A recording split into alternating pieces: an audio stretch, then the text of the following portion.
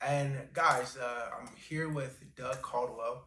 He goes by Doug is your lender on Instagram. Is that all your social networks or just No, Instagram? I actually have Instagram, Facebook, TikTok, LinkedIn. You could probably search YouTube as well. I try to do a bit of everything. Okay.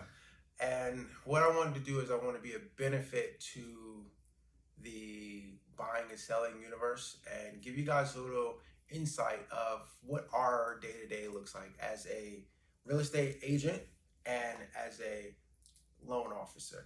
So because I had an interesting conversation with my aunt who was like, "Hey, nephew, I see all these shows and they're doing like all these numbers. Like I think she was talking about the new show on Netflix, whatever that is. She was like, how fast does it take to sell those homes? I was like, they probably have scheduled it in. They know Yeah. that this is the end buyer. They were filming for a year.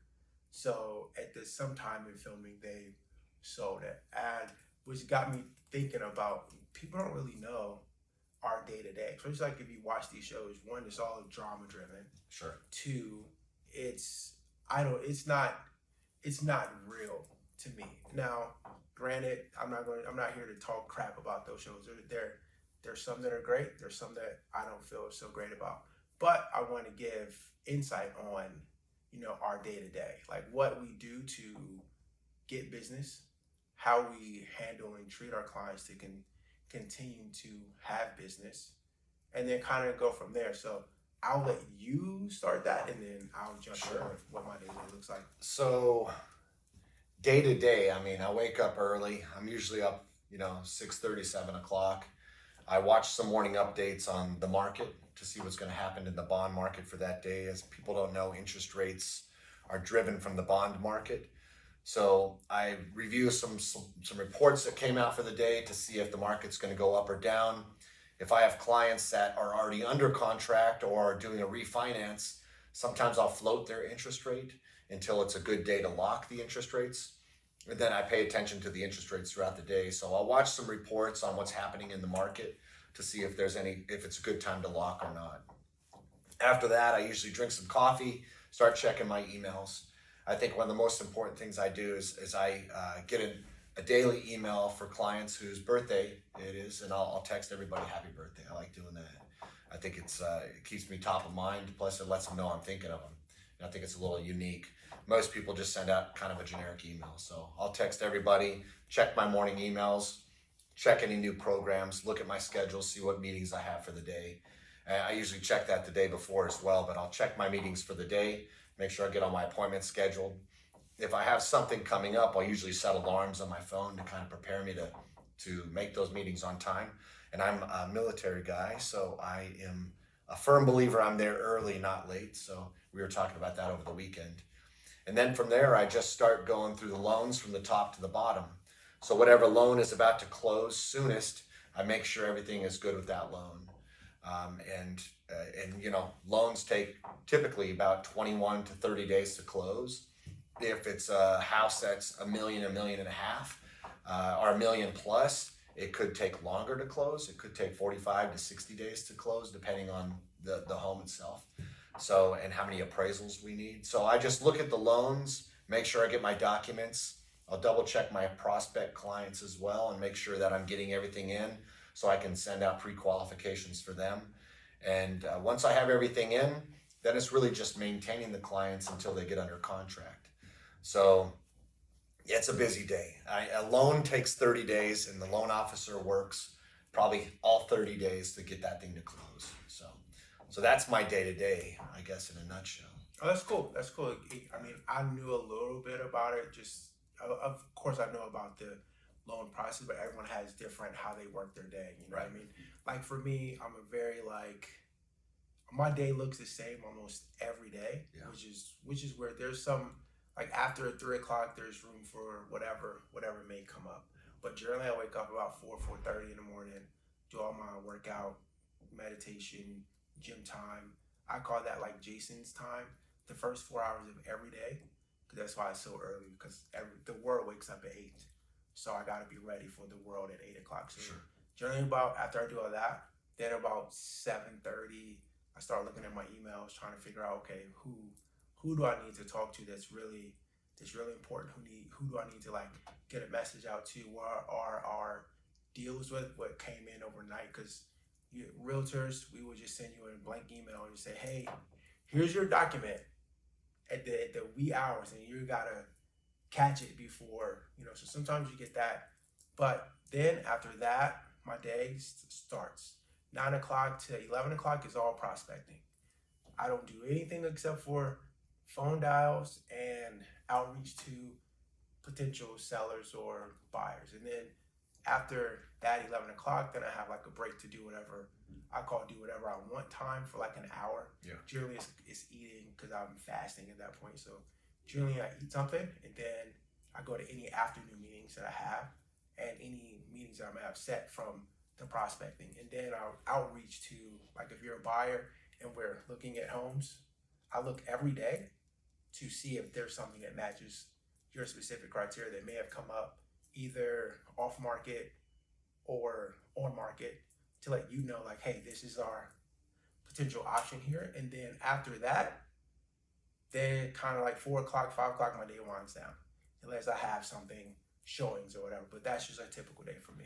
Who did you learn all that from? Because you do a little bit more than a lot of people do. I mean, is that kind of like a Grant Cardone kind of a strategy in a day planning, or was that something you learned from a mentor? Well, so my previous industry was film and video. So you'll get a typical call time will be 5 a.m. We're trying to beat the sun and set up so we can shoot for the sun. So waking up early, I learned as a filmmaker. Sure. So I was always like, okay, cool. No matter if I go to bed at 1 a.m. in the morning, generally at 4, my body still wants to wake up and still wants to do stuff. So that's how I learned that. But to specifically like build my day that way, I think it was Ryan Serhant. When I first started getting into business, I was following him and what he was doing because I was like, hey, I mean, I'm not gonna get it tomorrow, but eventually I want to be a billionaire agent. You know what I mean? So let me just, the one person that resonated with me, I was like, hey, let me just build my day to day like that, and that's pretty much been my day to day for like the last 2 years. And that's good. I mean, having a routine and doing that every day and staying consistent with it, I think is very important. I think in our industry, I mean, we're sales. A lot of us are self-employed. Like me, I work for a company, but a lot of mortgage people are self-employed. They're 1099 guys. You know, real estate agents, 1099 people typically don't fall underneath a team where they get paid a salary. Now there are some positions like that, but it can be very easy for us to fall off the path and start doing other things, watching TV, getting on TikTok, eating a late breakfast, sleeping in, not taking care of the basics that are going to make us money in the future. And that's another thing is we have this expectation that if we do a task today, it's going to lead to money right away. It's not. So that's why staying consistent and doing something over and over again in time, you will see it. You'll see a return on that investment. Yeah, I mean, my first, when I was at Better Homes and Gardens, the first broker that I was with, and then everyone tells you over time, it goes, the work you put in today, you're going to look at a 60, 90-day return on whatever that work is. Now, if you learn how to be more efficient with what that work looks like or be more bolder with that work, then you could get a faster return on your time investment, but generally it's going to be 60 to 90 days. Sure. Because you got to go through so many numbers, and then you can't get mad at it. Like I was talking to my friend, he's like, dude, you cold call so much. I'm like, yeah, I do. And he's like, how do you do it? I was like, well, I really don't care about the no, and I'm really just trying to I go into it, I don't have a script, I don't have anything. I go into it trying to have a conversation, trying to solve someone's problem. And that's what I think that we don't do as an industry, is educate people how we are here to solve a problem. Yeah, we do get paid pretty well for, our services that we do, right? But at the same time, for me, I'm 1099. So if it doesn't close, and let's say it takes us 100 days to sell your property or whatever, and then on the 99th day, you're like, you know what, Jason, you didn't do what you were supposed to do. I'm gonna go with someone else. So I work 99 days for basically free. You know what I Right, mean? and Just that house could have been favored by 10 people, and now all of this sudden this guy moves to town on day 90. He starts wanting to put in an offer on day 99. All that marketing you did for those first 100 right. days goes to the next guy they may have list their Yeah. house. Yeah, so But every approach is different. I'm not trying to, I just want to give people, or you guys, I want to give you guys an insight on what our day to day looks like, because I think a lot of times people see where, the flashy cars. Like, I come from an industry where flashy sells. So I remember my dad used to tell me, because as a kid, I used to believe that anytime I saw an actor or whatever on TV, I thought that was reality. yeah, And then I got into business and found out that that is furthest. It's all entertainment, sure. and not that we don't make a good living and that you shouldn't buy nice things and have nice things, because most of us do, right? Um, but I just want to give the public a better understanding of the work that we put in on a day to day. Yeah. Because if we don't put in the work, our families don't get anything. You know what I mean? Yeah, I think the hardest part of my day is helping people understand what they can and cannot afford, and breaking down the numbers and qualifying individuals, especially when the interest rates were a bit higher like a year ago. A lot of people, they're, a family of four, they want, a 2,500 square foot house. They want a $350,000, $400,000 house. But when the rates were high, I was saying, hey, that payment's going to be, $3,000 a month, $3,200 a month. And they were like, wow, I can't afford that. So then they had to downsize to a 250,000, 1,500 square foot house. And that's not as nice. And it might not be in the best neighborhood either. So I think going back and forth with the clients, and then they think it's me specifically. They think, oh, it's just Doug's rates, and that's him as the lender. And then they'll go and they'll talk to 4 or 5 other lenders, and they'll get the same answer. Or when clients will come to me with bad credit, and they'll say, hey, I have bad credit. I already talked to this lender, and this lender. I said, what did they tell you to do? And they said, oh, I have to pay my bills on time. I'm like, well, maybe you should listen to that. So I mean, getting people to have realistic expectations for not only monthly payment, purchase price, the plan, and the roadmap forward is probably where I spend a lot of my time with new clients. So that takes up a large part of the day. And then with the real estate agents, you guys are out showing them houses, and the real estate agent will say, hey, can I get the numbers for this house? What's the monthly payment look like on this house? It's 6 o'clock at night. I'm ready to sit for dinner. But I'm like, yeah, let me jump on my computer. Nights, weekends, and holidays, that's when we work.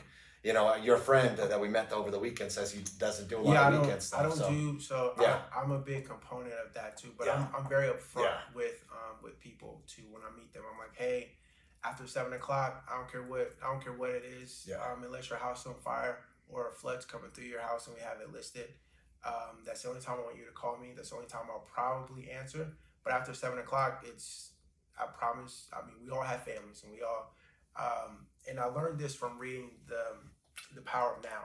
So anytime I'm in a situation, my phone is away from me. Sure. I give that person my total undivided attention, and I want to have a thriving relationship with my wife. And before with film, I was always out. I was always like, hey, I got to go do this shoot. Like I remember the last 2 projects I worked on, I was doing 2 projects at the same time. One was overnight and one was a day shoot, which I don't know how I survived those 15 days.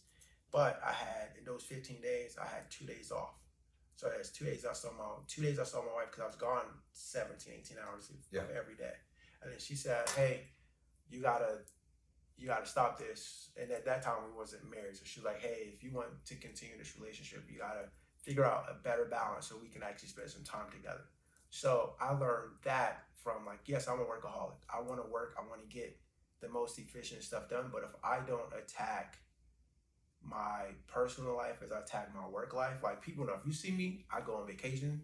Yeah. I do all the fun stuff, but I also show up but I do on Sundays also Sundays I don't do anything I don't do open houses. I don't show people houses on Sunday unless specific. But I tell people this up front. I'm a big component in, if I meet you and I give you the upfront expectations and how I work. And then you could say, hey, well, that's Right. not gonna jive for me. I need someone that's gonna be here for me 24/7. Yeah. And okay, cool. Like I'm not saying that don't do that. I'm just saying like Yeah. I don't How want many clients have you had that said that to you? Like, hey, listen, man, I don't want to respect that you want Sundays off. I don't want to respect you want family time. If I need you at 8 o'clock at night, I need you. what I learned. Probably none, right? What I learned is because when I first got into business, I was like, I work all the time. Yeah. And then I had to have that conversation with someone. They called me at what? They called me at 2 p.m. on a Sunday. And I was like, brunch on in Atlanta, brunch on Sunday, 2 p.m. I'm not answering my phone when I'm intoxicated. So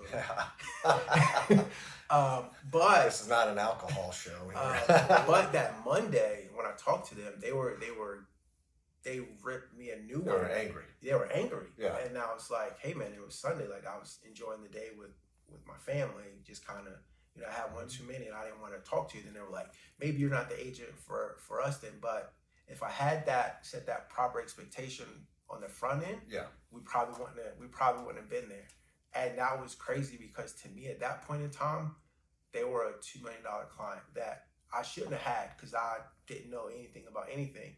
But that they definitely, but I think that they thought because they were a $2 million client that they should have got preferable treatment. Now Their time was more valuable. yeah, their time was more valuable. Yeah. But to me, I treat everyone the same. I don't care if you're selling $80,000 lot in the middle of Mesa, or if you're selling a $10 million home here in PV. I treat everybody the same. It's the same process. It's the same upfront talk. The only thing that differs is the what I would spend marketing wise for the property is Sure. different, of course. But I like the expectation is also different. Yeah. But yeah, that's how I kind of ran through that. Well, for me, I was saying nights, weekends, and holidays. I mean, that's usually when the clients are out looking. And a lot of real estate agents, they are out showing houses, 7, 8 o'clock at night, because that's the family gets off work. They want to pick up the kids, have a quick meal, then they want to see a couple houses, right? And so I get those calls all the time. And that's part of my day as well. I feel, I usually say 7 in the morning is when I get started. 8's when I take my first call, and 8 p.m. is when I'll take my last call. And I'm lucky because my wife is in the industry as well, so she'll take calls, here and there as well. Now, if it's a brand new lead or something, then I'll usually text and say, hey, can we jump on a call tomorrow? But I'm very quick to reply and make the clients understand I'm there for them. I think there's a lot of loan officers out there and a lot of people in our industry that will look at a dollar figure, or look at a person, see bad credits, see something else, and say, I'm not going to help them. But for me, just like you, I help everybody. At least I try to. No, and you can only help yourself. yeah, and the thing I like about it, because I've worked with a couple of different loan officers, and there's you, and then there's Ramon, who are absolutely amazing, and Dan, like you guys are absolutely amazing. Because I could call you guys at 8 o'clock. Like for me, I always try to like, hey, are you really serious about this?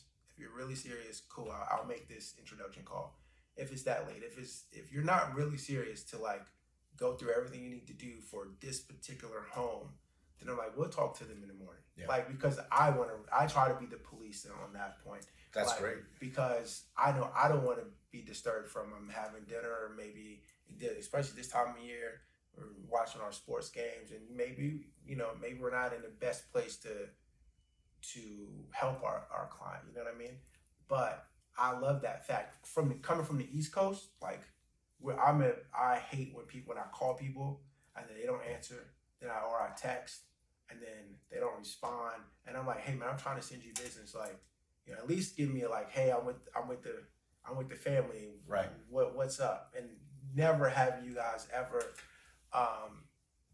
not been there when I needed you. Yeah, so. Well, that's good. And you with family, I mean, you tell me about your father, you tell me about your upbringing, and you had like a good home structure and a good family structure. So family time was probably something. That's probably why you put your cell phone away. Your dad probably slapped it out of your hands 100 times, you know. I know I look very young, but I'm old enough to not to remember Without a cell remember phone. without a cell phone. Remember, like, Yeah, yeah, but no. At the same time, my parents were like that. Were like, hey, it's dinner time.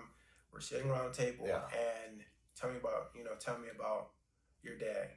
And especially like my dad was, um, well, I don't want to talk about, but he was in law enforcement. So sometimes he was able to be home with us, and sometimes so it was like when he was home, I yeah, was like, oh, cool, we're sitting around, and like, if he had to work at night or something like that, then it would be like, all right, well, you guys can eat, and then you could go do whatever you want, cool, yeah. But it was always about being present, and as I learning more as I get older, I feel that that's one of the things that we're not doing as much. Absolutely. You go to a restaurant, and my wife and I talk about it all the time. We'll sit in a restaurant and we keep our phones away. Like, I'm surprised it's on the table right now. I'd move it, but we're already filming. But, when we're sitting at a restaurant, we're sitting there talking, we're engaging in each other. And you'll look around the restaurant, you'll see like a family of four, and mom and dad and both kids, and little babies got the little iPads, and it's like, man, they're so distracted. And the world's already a busy, distracting place. So no, I think that's a great value to have. Yeah, Great value to have. yeah, Yeah. But thank you for thinking of us too when you're out with your clients and it's late at night, and you're like, man, I want to, put this person in front of the lender. If they're not ready to write an offer tonight, if we're already not pre-qualified, if you didn't already send in all your docs that the lender requested, hey, we're not going to bother that lender at 8 o'clock at night. We'll get those numbers in the morning, So yeah. I agree with that. That's fantastic. Yeah, I mean, because but also time. I've been in situations where I'm like, hey, time is money. We need this, like especially like, and I'll say this and then I'll cut and we can. But especially in 2021, man, it was like if you didn't have, All right. if you didn't, if I walked the house and it was like, hey, we just walked this. How fast can we get a good pre pre Pre-qual. prequel? Yeah. How Yeah. fast can we get it? Can we get it in 10, 15, 20 minutes? Because that's it. Because if you don't, Yeah, there's already five there's already offers on the five house offers anyways. Yeah. on that anyways. Yeah. And so a lot of times you talk to people because people don't really understand that until you lose out. But that's a lot of things that we have to deal with on a day to day. And again, I'm 1099 and we're in sales. So our day to day changes because the sales cycle of how to acquire a client changes. Sure. Like for me, it takes me, like I just ran through it. It takes me 3 phone calls to get a meeting generally, to get a really good like pitch meeting. And then from that, it takes me another 4 or 5 to get someone to like say, hey, yeah, I want to sell my house with you, Jason. Like you're absolutely great. You stayed on top of me. You stayed on, I'm not that, like, I'm not pressure guy. So like, we don't jive and you say, hey man, we don't jive, I'm gonna just leave you alone. Yeah. That's always been my mentality. I believe that God is going to bless me with whatever I'm supposed to have, Yeah. So How do you get your buyers? so most of my buyers right now are people that are people that are selling to Yeah. buy. But right now, like what I'm telling people, especially like if you have a great rate, when I say a great rate, anything under a 4, I'm trying to coach people into, hey, maybe let's look into holding that as a rental property, as an income property. Let's see if we can pull some money out to get you to your next home. Absolutely. And then like that's my biggest thing that I'm trying to do as far as like everyone has that, someone always said niches, like you find a niche, you get rich, right? So my niche is, if you're a first time home buyer, one, explain to you that your first home is never going to be your last home. Your forever home. Yeah. And we're just looking at something that's going to give you a return on value. Now, we'll tell people this, if you didn't, we're going like normally, and you know more about the numbers than me, but traditionally you might get 2 to 5% gain on your equity, like year over year, right? And I think we're going back to that. I mean, like I have we bought during like right before COVID happened, so we got a good rate and we got in before prices started to go crazy. So anybody that did those, I think it's a good opportunity for them if they don't love their home to get into Sure. another home. If and it's not too late if you didn't get it, if you didn't buy at a great time. Maybe the home that you bought, you just had to. I have clients like that too, where it was like, hey, this is the only home we can get into right now. You need something, so cool. But we got a good rate because rates were great back then. It was almost like pennies to a dollar. So let's just put someone in and have them pay your mortgage on that property, and then you live in another like that. Like all the numbers. I always talk to Doug and say, hey, what do the numbers like? What do we need to do for them? And he gives you a good scenario on that. But that's my whole like thing. I'm really trying to teach people how to be like arbitrage investors because you hear like if you're on social media, I'm just going to give you guys this. Just scroll social media, you'll see everybody talk about, oh, you need to buy multifamily, you need to buy this, you need to buy that, and you're living in an apartment right now, so you have no leverage to buy multifamily. And in my, you know what I mean. In my opinion, I'm not. Everybody's situation is different, but I'm just saying, just in general. So I'm telling people, hey, like let's look at if you get 10 to 15 single doors, because typically a person will probably have about 7 homes in their lifetime. We're just trying to add a couple more, Yeah. and have you not get rid of the homes. No, I like that. I like that a lot. And you can buy a multifamily even if you haven't owned in the past, and we can use the rents from those other two or three or four properties, two or three doors, to help offset that debt for you. So you can do that, and contact me if you want to find out what type of program you would qualify for, obviously, because each loan, VA, FHA, conventional loans, those all have different rules when it comes to multifamily. But you can do it while living in an apartment. You can move in, make one of them your primary, and buy the others. But yes, I agree. And you know me, I'm an investor myself. I have a couple rental properties here in the valley, and I wish I would have started earlier as well. I was in the military for 20 years and I lived in base housing for a long time. I wish every base I went to, I would have bought a new house, because then, I mean, back then in, 1990s to mid 2020 or 2018, I mean, I could have bought a lot of houses then and probably made some nice return on those investments, especially what they're worth now. But you're absolutely right. If you bought before the pandemic, I mean, we had like a 20% increase in equity, and the average number is about 5%. We usually see about a 5 to 7% growth in equity year over year. So people who have been sitting on the fence for a year, waiting for the market to bottom out, waiting for rates to come down and housing prices to crash, if they on a 5% return, they could have missed out on $22,000 to $25,000 worth of equity in that time frame. So you're absolutely right. If you have equity in your property, you have a decent interest rate, don't get rid of that property. You could take some of that equity out and buy another one, or you don't have to tap that equity at all, but you can get somebody to rent out that property for you. And if you have a decent interest rate, then we can offset that debt with a rental agreement, and help you get into your next place. And and there are certain rules when it comes to government home loans versus non-government home loans, and if you're allowed to buy multiple houses in the same area. But that's something I can talk to a client on as well. Hey, you got into an FHA home loan with down payment assistance initially, and you got it at a decent interest rate. Let's flip that to a conventional home loan because you have enough equity now to do that. We can possibly tap some of that cash at that point as well, but we can flip it to a conventional, and then you can use an FHA again yourself for your next house. And then every couple years, as long as your intention is to live there for 12 months or so, then every couple years you can move to the next place.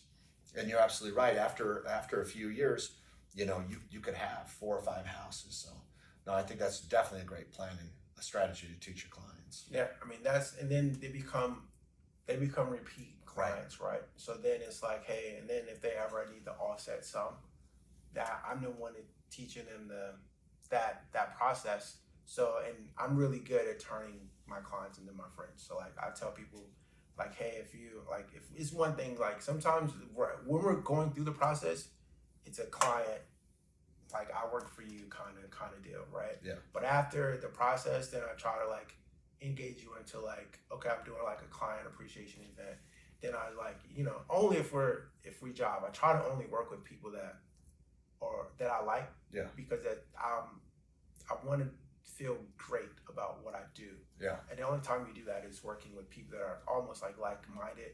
I mean, not turning any business away, but I also feel like, like I'm not a numbers guy. So like sometimes working with people that are, I mean, not saying that I'm not a numbers guy, but that like what's the industry that I'm looking for? Some people are really like, I know the numbers, right? Like on specific properties, I can pull them, but like I'm not solely focused on the numbers. Like I could tell you if you're an investor and you're like, hey, I needed to be this cap rate. Okay, cool. I can say this property works for you. I did all the research, but I'm not the guy that walks around and you can just tell me the number and I could spit it. I could do the calculations on my head. Sure. Like I'm not that guy. So Yeah. so if you're looking for that guy, that's not me. Yeah. But if you're looking for someone that's like very friendly approach, I could be in any room with anybody that's like, hey, all right, well this works. And I'm also, to a fault, and this is why I think my clients love me, I'm honest. So if we walk a house and you say, hey Jason, will you live here? And my first sentence is going to be, but I don't have to live here. But since you asked me that question, no, I wouldn't live here, and this is why. Yeah. And not like anything like where it would get me in trouble with the actual law. It's just like sometimes I walk in a house and the energy just doesn't feel right to me. Yeah. But you asked me, so I'm going to give you my true rawest opinion. Sure. And then just like you're not out there redlining the neighborhood or anything like that. No. You're just out there giving them an honest answer. Yeah, an honest answer. Yeah.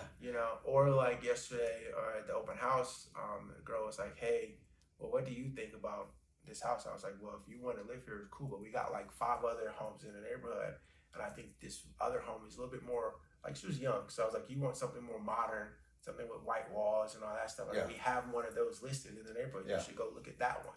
Yeah. So like, it's all about feel, but and I think that's why my clients like. I think that's why anyone likes me too. Yeah, and for me, I agree with the honesty approach as well. And there's a very smart economist named Barry Habib that I follow and watch daily. Him and his son Dan, they have a show called MBS Highway. But I watched them, and he was talking the other day about honesty, and he was saying be the wisdom for that individual, for the client, even if it's not good. Even if it's not good news and you have to tell somebody no, you don't always have to get a sale. And it's not always about getting a sale for me. I have clients that will call me and say, hey, Doug's at a good time to refinance. And I might be able to save them $50 a month. But I know the trends in the market. I pay attention to that. I say, hey, man, in 6 months, in 12 months, we're the way that this data is coming in, we're going to see better interest rates in 6 to 12 months. I said, we should save you more here.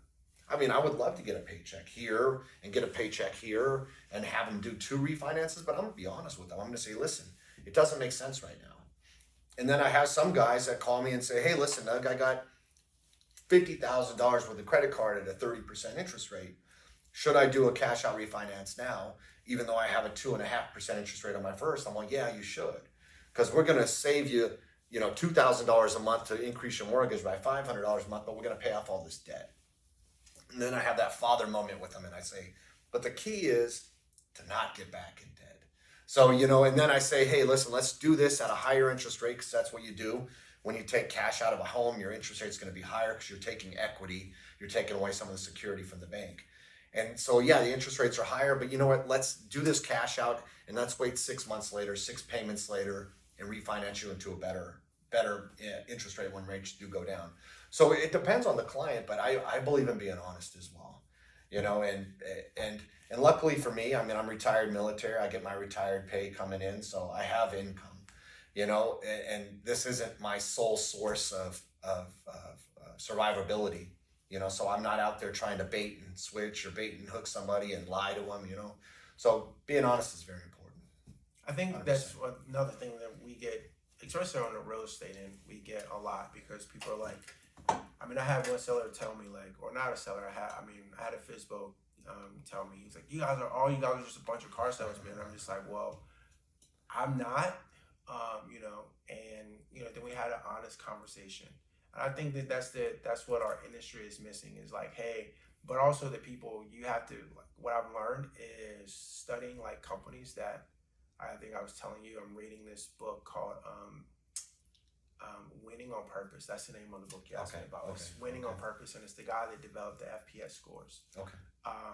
But it's really just about being driven to have a good customer and worker relation. So you need, it's like the way they explain it is, and that's how I attack clients is, I want to have a good experience.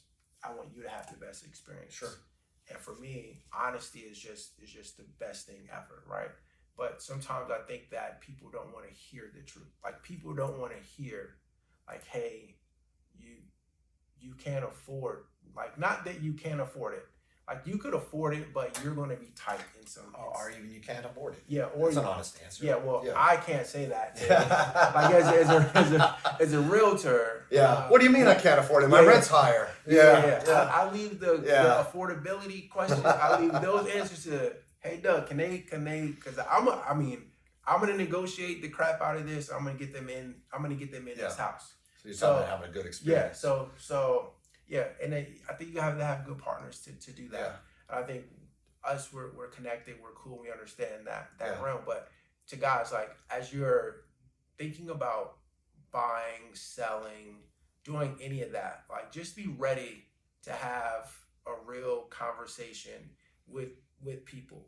I know sometimes, like Doug can tell you more about this, but I am also in the like before I got in real estate, I had a good friend that was a realtor, and we were about to buy a house or a condo in Georgia, and she was like mad because like I didn't use her. I was like, hey, I don't want you to know like what my finances really look like.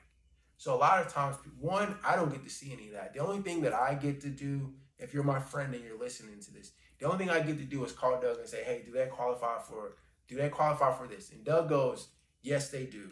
And then he'll also give me like tips on how we can structure and position ourselves to win the offer.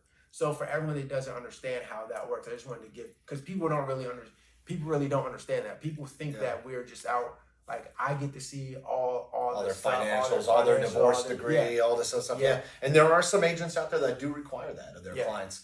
And I always say, don't work with that agent. If that agent's asking you for your bank statements and these documents, now if the lender is like out of town and he says, hey, can you grab these and scan them for me, and the client is comfortable with that, that's one thing. But yeah, there are certain aspects that are your responsibility and certain that are mine, and trying to stay on our side of the street is very important. Yeah. I mean, different from asking someone, can they, like, I have clients too where like, you know, they're more upscale homes, right? So some clients will want to say, hey, I want to make sure whoever's coming to look at it, they can actually buy it. So like that's proof of funds. Yeah, proof of funds, that's different. And you know, that comes over different. I just wanted people to understand the difference in that. So because some agents are like, no, I need that. I'll tell my buyer that, hey, I need you guys to talk to your bank guy. I need some proof of funds to get into this house. And a lot of times it's cool because I also do a lot of internet leads. So sometimes internet leads will just be like, hey, you know, that $3 million house that you posted, I want to go see it. And I'm like, hey, well, I actually know the agent that has that listing, and the only way we can get in to see it is the proof of funds. Right. And then pre-qualified or proof of funds, something. Yeah. So can I tell you a quick horror story? Yeah, go ahead. So I'm brand new in the industry. I'm working for this gentleman. We'll call him Mike. I'm working on a team. I worked on a team for about 12 months. And we were out eating lunch one day, and we were just talking about real estate, him and I, from across the table. He was training me. And this group next to us says, hey, are you guys in real estate? And I said, yeah, we are. And they go, oh, we're realtors. They're a husband and wife team. They said, man, you guys look like nice guys. Can we buy you a drink? Can we sit with you? So they sat with us and talked. We had a good time. The next day, this lady calls me up. We'll call her Barbara. And she called me up and says, hey, Doug, I got this client. She's a young girl. She's a teacher at ASU, and she's been on the fence for about a year. I want to get her to buy a house. And she says, you seem like you're good at talking with people. Can you convince her to buy? So I said, well, send me your name. I'll give her a call. So I called this client. We built a quick relationship. She was very nice. And I got her to take a loan application, got her to send in her docs, talked to her about the numbers, talked to her about the payment, talked to her about the future equity on the house, all these different things. A lot of clients are confused. They have to bring in 20%. They don't have that kind of money. I said, no, you can do it for 3.5, whatever it was. So I sent out the pre-qualification to this lady. What I say, her name was Barbara, and she went and took the lady out shopping, got her under contract in a day.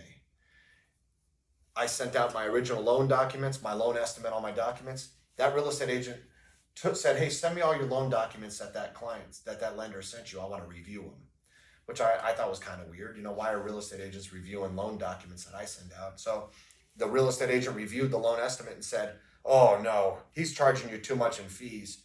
I got another lender, and took her to her preferred lender. Took her to her preferred lender and put her under contract with him. I used him to do the deal. So, Oh man, that's. uh, I mean, it sucks it's horrible, that right? that It's horrible. I mean that happens. Yeah. I've had clients. I never would tell anyone like, hey, look, I'm like, hey, you already set the relationship with them. We're already this far. It's 30 days in.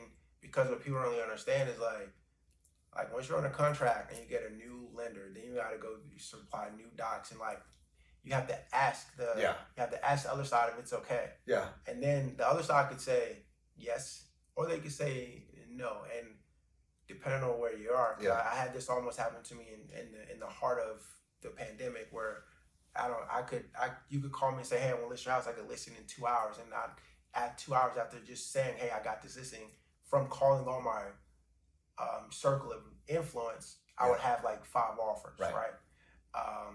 But I had a client that was like that too. That was like, hey, I'm shopping for a loan. I'm like, did you tell the loan officer that you're shopping? Right. That you're shopping rate for him for, like, what are you really going to say? Common courtesy. And then 9 times out of 10, like if you're thinking on this, 9 times out of 10, if you're thinking about shop rate, if someone says, hey, I can get you a cheaper rate, talk to your loan officer, because 9 times out of 10, they can either say, hey, all right, that guy is like, that rate is good, it's better. But 9 times out of 10, they're offsetting it somewhere else where it's fees and points, Yeah. and So some other stuff. So it looks Yeah. great, but yeah. Yeah. But guys, thank you so much if you stayed for this entire Long talk. entire talk. It started about our day to day, then we got into, but we appreciate you. And if you guys have any other questions about real estate, how to get your first property, how to get your second property, how to get your third property, maybe you're an investor, please don't hesitate to reach out. If you're also on the fence of like, hey, I want to get into real estate, what does it really look like? Please don't hesitate to reach out. We're just trying to have conversations with more people to tell them how great our industry is, and to try to change the narrative a little bit about it. We are busy individuals. We do work very hard, and we have a lot of value that we add to the transaction. So please give us a call anytime. All right, guys, have a great day. Peace.